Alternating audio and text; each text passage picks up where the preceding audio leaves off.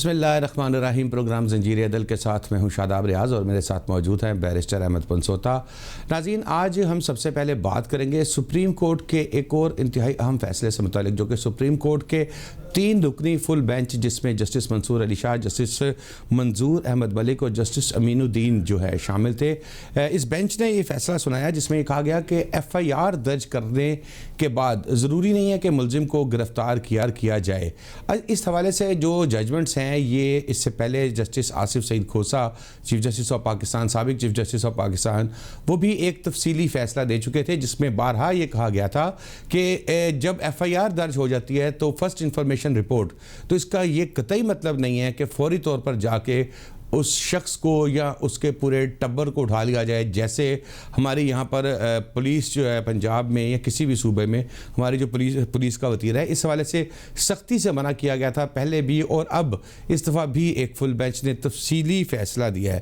Barrister Ahmad پنسوتا صاحب موجود ہیں ہمارے ساتھ. پنسوتا صاحب, بات یہ ہے کہ آصف سعید کھوسہ صاحب کی بھی بڑی ڈیٹیل ججمنٹ تھی اور اب اس بینچ کی بھی ڈیٹیل ججمنٹ ہے, لیکن پھر وہی بات ہے کہ چودھری تو SHO ہی ہے نا, کرنا تو اسی نہیں ہے, تو سپریم کورٹ کر لے جو کرنا ہے. شاداب صاحب تھینک یو ویری مچ. یہ بڑا امپورٹنٹ اور سینسیٹیو ٹاپک ہے. آپ کی بات درست ہے, چودھری تو SHO ہی ہے, لیکن اس چودھری نے پاورز کس حد تک ایکسرسائز کرنی ہے وہ ان سے بڑے چودھری جو کہ الٹیمیٹ چودھریز ہیں enter the constitution of Pakistan, انہوں نے بتایا ہے, اور وہ ہے سپریم کورٹ کے ججز. یہ 3 ممبر بینچ میں جسٹس منظور ملک صاحب ہیں, منصور علی شاہ صاحب ہیں, اور تیسرے جناب ہمارے امین الدین خان صاحب بھی اس میں موجود ہیں. اچھا, اس میں یہ بیسکلی ججمنٹ تھی پری اریسٹ بیل پر, اور پری اریسٹ بیل کا سکوپ ڈسکس کیا انہوں نے. ایک تو انہوں نے اس میں یہ بڑی امپورٹنٹ بات کی ہے پری اریسٹ بیل کے سکوپ سے ریلیٹڈ, کہ جسٹ بیکاز ایک آدمی جو ہے اس کا نام FIR میں آ گیا ہے تو اس کا مطلب یہ نہیں ہے کہ آپ نے اس کو گرفتار کرنا ہے. ساتھ انہوں نے ریفر کیا ہے 3-4 پروویژنز کو. سیکشن 54 CRPC جس کے تحت پولیس آفیسر کو اجازت ہے کہ وہ ایک کوگنیزبل ایفنس, قابل دستاندازی جرم میں کسی شخص کو گرفتار کرے جو نامزد ہے. پھر اگر پولیس آرڈر کے رول کا حوالہ دیا ہے, اس رول کے تحت انہوں نے یہ کہا ہے کہ کسی بھی پولیس افسر کو یہ اختیار حاصل ہے کہ وہ جو بندے لیگلی اپریہینڈ ہونے ان کو اپریہینڈ کریں اگر کوئی ریزنیبل اکاؤنٹ ایگزسٹ کرتے ہیں. پھر 26.1 پولیس رولز 1934 کا, اس کے تحت کہا گیا کہ وہ اس پاور کو ایکسرسائز کیسے کرے گا, اور اس کا جو سنopsis ہے, جو اس کا لب لباب ہے, وہ یہ کہ اگر اس کے خلاف کوئی سفیشینٹ مٹیریل ایگزسٹ کرتا ہے یا کوئی ایسا مٹیریل ایگزسٹ کرتا ہے تو تبھی وہ اس کو گرفتار کر سکتے ہیں. آگے چلتے ہیں جہاں تک پری اریسٹ بیل کے سکوپ کا تعلق ہے. پری اریسٹ بیل کے سکوپ پر انہوں نے بیسکلی یہ بات کی ہے کہ آپ ایک شخص کو جسٹ بیکاز کہ آپ اس کی بیل اس بات پر ڈینائی کر دیتے ہیں کہ اس نے پولیس کو اپنی تفتیش میں سبمٹ نہیں کیا, گرفتاری اس کی مطلوب ہے فلانا. پہلی تو بات یہ دیکھیں گرفتاری کس وجہ سے مطلوب ہے, اور اس ججمنٹ سے میری سمجھ میں یہ غالباً اس کا پیراگراف 6 جو ہے جس کو بڑا تفصیل سے ایکسپلین کرتا ہے, وہ 2 باتیں بڑی کلیئرلی کرتا ہے, اور یہ کہتا ہے نمبر 1 کہ جو گراؤنڈز ہیں کسی بھی پری اریسٹ بیل کو ریجیکٹ کرنے کے, وہ مینلی یہی ہیں کہ اگر آپ کو لگتا ہے کہ کوئی شخص بھاگ جائے گا, جورسڈکشن سے باہر چلا جائے گا, یا ایویڈنس سے ٹیمپر کر سکتا ہے. بٹ جسٹ بیکاز کہ ایک جج صاحب جو ہیں وہ اس کی ڈیپر اپریسیشن نہیں کر سکتے, یا ایک پرائمریلی ان کو نظر آ رہا ہے کہ آن دا فیس آف اٹ کے کیس نہیں بنتا, اس بات پہ پری اریسٹ بیل کو ڈینائی کرنا بھی مناسب نہیں ہے. یہ فنڈامنٹل رائٹ ہے, اور جو سب سے امپورٹنٹ ریفرنس اس میں دیا ہوا ہے کہ آپ نے ان کو کانسٹیٹیوشنل گارنٹیز میں دیکھنا ہے کہ وہ آپ کا فریڈم آف ایکسپریشن ہے, فریڈم آف موومنٹ ہے, کانسٹیٹیوشنل لبرٹیز جو ہیں ان کے تناظر میں دیکھنا ہے. جسٹس ملک منظور صاحب جو کہ بینچ کے سینئر رکن تھے, وہی اس ججمنٹ کے آتھر بھی تھے. اس سے پہلے جیسے میں نے بات کی کہ جسٹس آصف سعید کھوسہ صاحب جو کہ سابق چیف جسٹس آف پاکستان تھے, انہوں نے بھی ایک فیصلہ تحریر کیا تھا. اس میں اور اس میں کیا فرق ہے بیرسٹر صاحب؟ میں یہی بات کر رہا ہوں کہ اس فیصلے پر عمل درآمد کیوں نہیں کیا اس علاقے کے چودھری نے ابھی تک؟ سر پوائنٹ یہ پہلی تو بات یہ ہے کہ میں تھوڑی سی اس میں ایک درستگی کر دوں کہ یہ فیصلہ جسٹس منصور علی شاہ صاحب نے تحریر کی ہے, لیکن بینچ ہیڈ جو ہے وہ منظور ملک صاحب کر رہے تھے, تو آف کورس یہ تحریر جو ہے منصور علی شاہ صاحب نے کی ہے.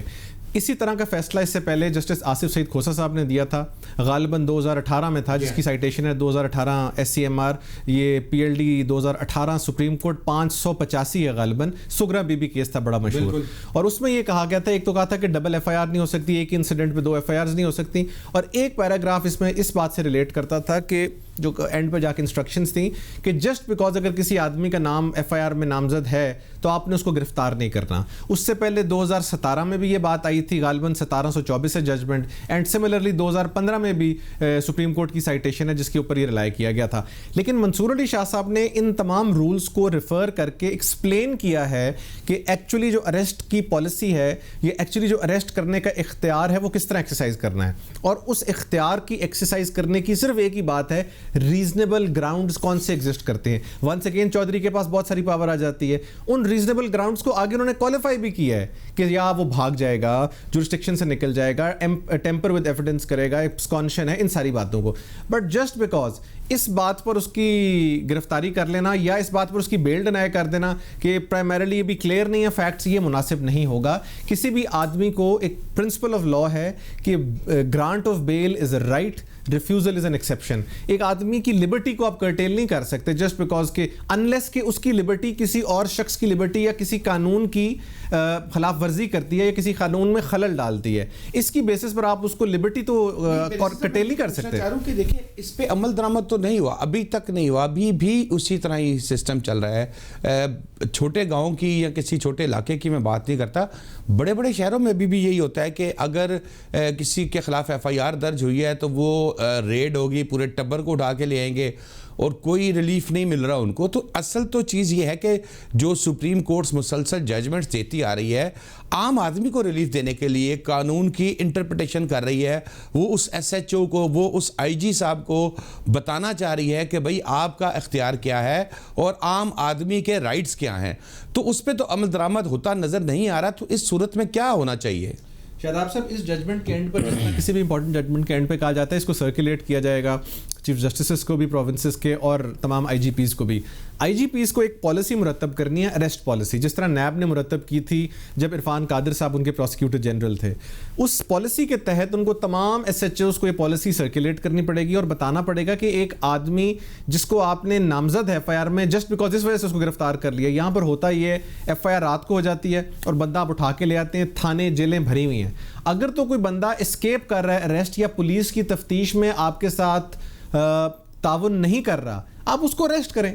اگر وہ تعاون بھی کر رہا ہے, ہر ڈیٹ پر پیش ہو رہا ہے, تو اس کو اریسٹ کر کے پرپس کیا سرو ہوگا؟ اریسٹ کر کے پرپس صرف ایک ہی سرو ہوتا ہے کہ فزیکل ریمانڈ میں جب پولیس کے پاس ہوتا ہے تو اس کی مار کٹائی کر کے اس کے تھرو بہت ساری باتیں نکلوا لی جاتی ہیں, جو کہ ونس اگین ایک انلیگل عمل ہے. سو میں سمجھتا ہوں کہ اگر وہ خود, جس طرح میں آپ فیصل آباد کے کیس کی ایگزامپل دیتا ہوں, ہم آج کل خود ایک کیس کنٹیسٹ کر رہے ہیں, اس میں شخص خود کہہ رہا ہے کہ آپ میری جو کسٹڈی ہے اس کو لیں کیونکہ میری کسٹڈی کے اندر سے آپ کو بہت سارے ڈاکیومنٹس ملیں گے, لیکن عدالت مجاز کہہ رہی ہے ہم نے آپ کو جوڈیشل بھیجنا ہے, اس میں کچھ معاملات ایسے انوالوڈ ہیں. سو میرا سوال یہ ہے کہ آپ بجائے اس کے کہ اس ٹائم پر نیڈ آف دا ڈے دیکھیں, آپ اس کو کلینڈنسٹائن مینر میں کہتے ہیں کہ جاؤ جی جا کے اس بندے کو پولیس کے حوالے کر دو. پولیس کے حوالے کرنے کے بعد کیا کچھ ہوتا ہے وہ آپ میرے سے بہتر سمجھتے ہیں. اس میں ایک جیسے بھی آپ نے بتایا کہ ایک ایس ایچ او جو ہے اس کو یہ اختیار دیا گیا ہے کہ وہ اگر کوئی تفتیش میں تعاون نہیں کر رہا تو بیرسٹر صاحب ایف آئی آر درج ہونے کے بعد پھر وہی بات آ جاتی ہے کہ ایس ایچ او کا اختیار ہے وہ یہ کہہ دے کہ بھئی یہ صاحب مجھ سے تعاون نہیں کر رہے.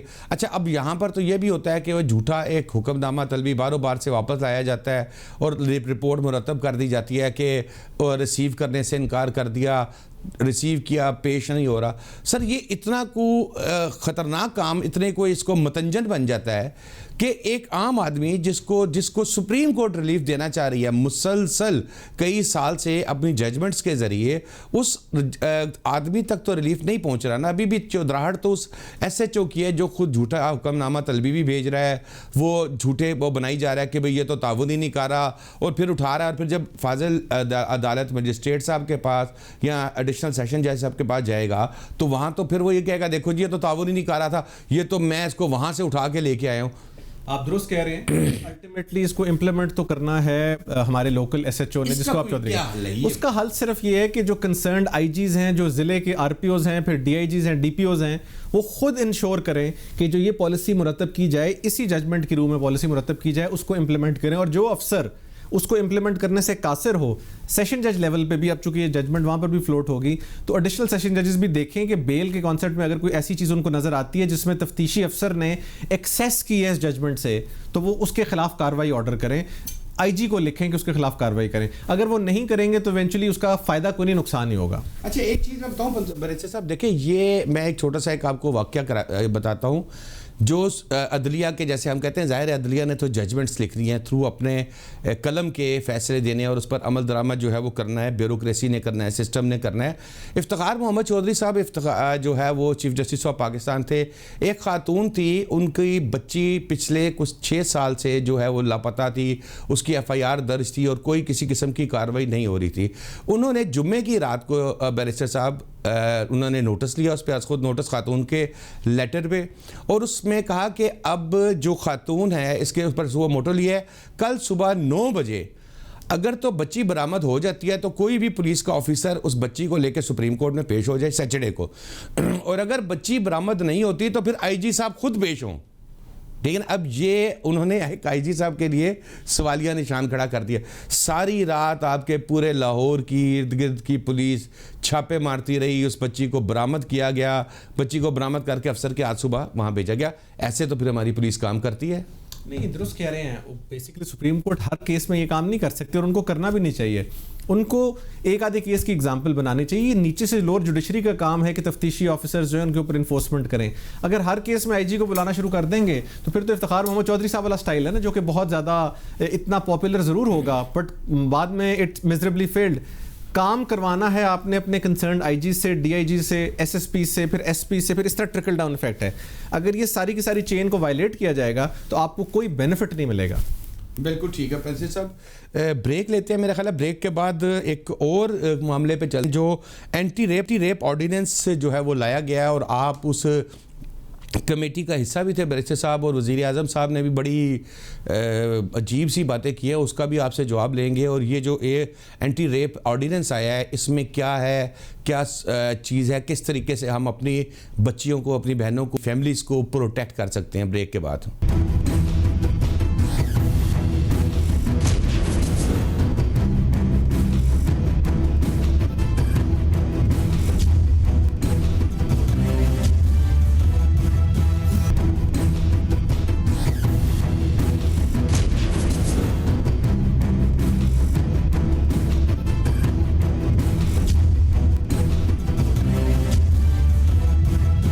ویلکم بیک ناظرین.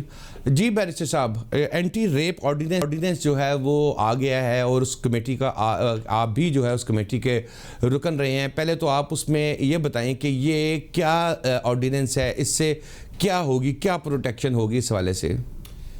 شاداب صاحب, ریپ انفارچونیٹلی ایک ایسا کرائم ہے جس کو جتنا زیادہ کنڈیم کیا جائے, جتنا زیادہ اس کو اپوز کیا جائے اتنا ہی کم ہے. اور یہ انفارچونیٹلی جو سب کانٹیننٹ میں, جس طرح دہلی ہے اس کو ریپ کیپٹل کہتے ہیں, پاکستان میں بہت پریویلنٹ ہے, اس پر کنوکشن ریٹ بہت کم ہے. تو ایک بڑی اسٹرانگ نیڈ تھی ٹو لیجسلیٹ آن دس سبجیکٹ, اور لیجسلیشن بھی آلریڈی موجود تھی, 376 بھی موجود تھا ہمارے پاکستان پینل کوڈ میں, بٹ جو طریقہ کار موجود تھے وہ کورسپونڈ نہیں کر رہے تھے to the basic needs that are required at this point in time. Modern forensics کی اس میں کمی تھی, وٹنس پروٹیکشن کی کمی تھی, لیگل اسسٹنس کی کمی تھی, اس میں بے تحاشا چیزیں تھیں جن کی کمی تھی. تو پرائم منسٹر آف پاکستان نے اس پہ خود ایک بڑا سیریس نوٹس لیتے ہوئے ایک تھرو پریزیڈنٹ آف پاکستان ایک آرڈیننس لایا گیا جس کو اینٹی ریپ آرڈیننس 2020 کہا گیا ہے.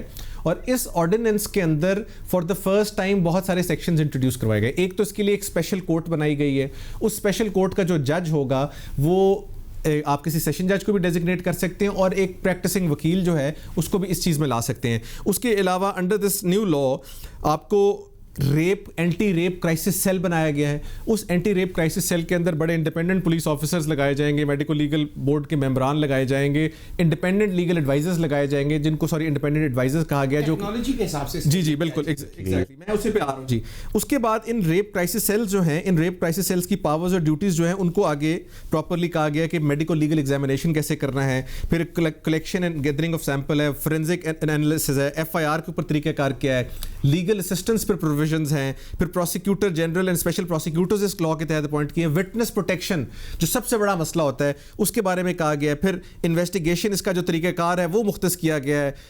جو سب سے امپورٹنٹ کام اس میں ہے سیکشن آئی تھنک غالباً سیکشن 15 میں, اور اس کے بعد سیکشن ریڈ ود سیکشن 19 ایک اسپیشل کمیٹی بنائی گئی ہے, جس کمیٹی کا آپ میرے پہ ذکر کر رہے تھے کہ I have been a member of that. اور اس کمیٹی کی جو بھی گائیڈ لائنز سفارشات ہوں گی وہ پرائم منسٹر آف پاکستان خود اس قانون کے تحت انفورس کریں گے in form of guidelines, rules یا جیسے بھی عام طور پہ منسٹریز ہوتی ہیں, ادھر پرائم منسٹر خود ہیں اس میں.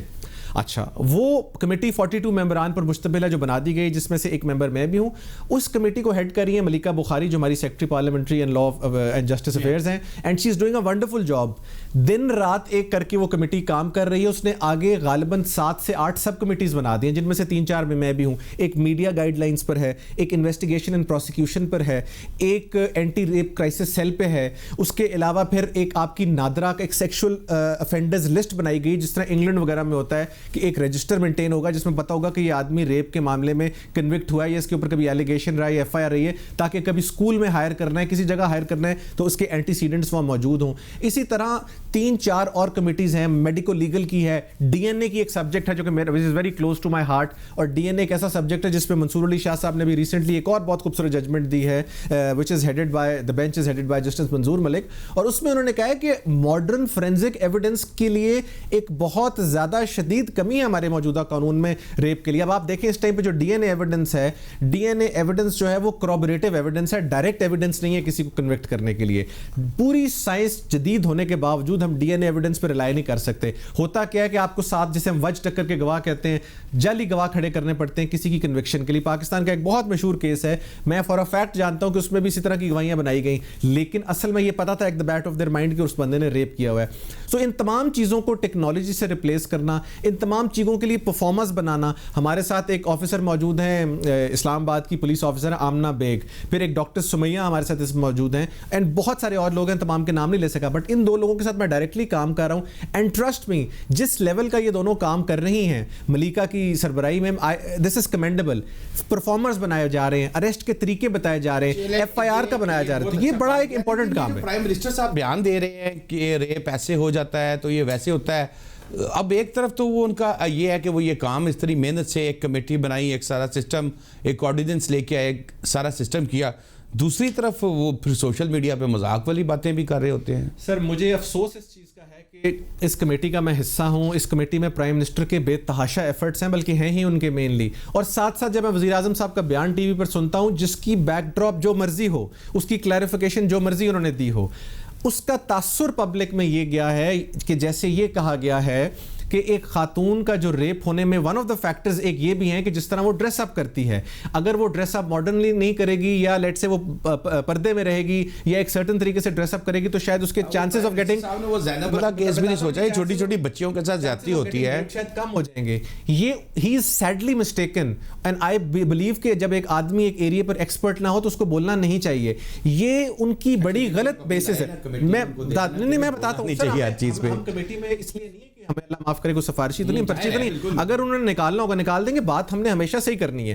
Prime minister of Pakistan needs to understand کہ ریپ افینس جو ہے اس کی ایک بیک ڈراپ ہے، اس کی ایک ہسٹری ہے. اگر آپ اس کی بیسک ہسٹری پڑھیں جو کیومنز کے ٹائم میں ہے، تو اس کے ساتھ ریلیٹ یہ کیا جاتا تھا کہ جب ایک میل آدمی اپنا سپرم جسے کہہ لیں فورسبلی خاتون کے اندر پلانٹ کرتا تھا، this is how the concept of rape started. یہ ایک ڈومینین آف پاور ہے، اسٹیبلش کرنا کہ میں تم سے تگڑا ہوں. یہ چیز آگے ٹرانسلیٹ کرتی ہوئی وارز میں آئی. جب وارز جیتی جاتی تھی تو armies as a result of that دوسری سائڈ کی، ناٹ آل آرمیز، دوسری سائڈ کی خواتین کو ریپ کرتے تھے ٹو اسٹیبلش کہ ہماری آپ کے اوپر ڈومینین ہے. اسی طرح جب اس کو آج کے دور میں ٹرانسلیٹ کرتے ہیں تو rape is an expression whereby a man is expressing his dominion، اس کی سپریمیسی اسٹیبلش کر رہا ہے، طاقت اسٹیبلش کر رہا ہے اس چیز سے. اس کا تعلق اس عورت کے ڈریس سے، کانڈکٹ سے. منصور علی شاہ صاحب اپنی ججمنٹ میں لکھ چکے ہیں کہ اس کی سابقہ سیکشول ہسٹری سے تعلق نہیں ہے. آپ مجھے بتائیں جن خواتین کو پردے میں ہاتھ مار کے جایا جاتا ہے